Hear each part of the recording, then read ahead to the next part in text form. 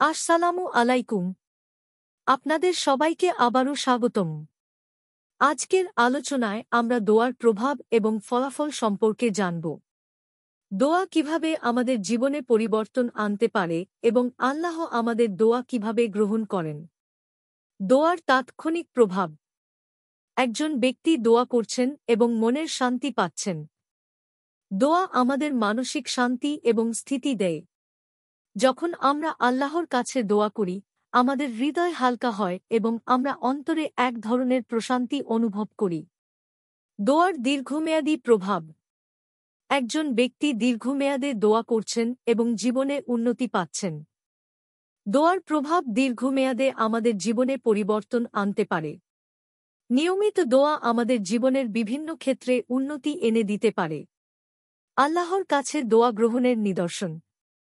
একটি পরিবার দোয়া করছে এবং তাদের জীবনে বরকত পাচ্ছে। আল্লাহ সব সময় আমাদের দোয়া শুনেন এবং তার উত্তম সময়ে আমাদের প্রার্থনা গ্রহণ করেন।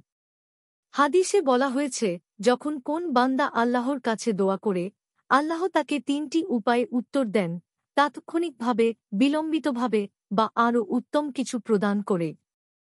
দোয়ার মাধ্যমে পরিপূর্ণতা লাভ। একজন ব্যক্তি দোয়া করছেন এবং জীবনের বিভিন্ন ক্ষেত্রে সফলতা পাচ্ছেন।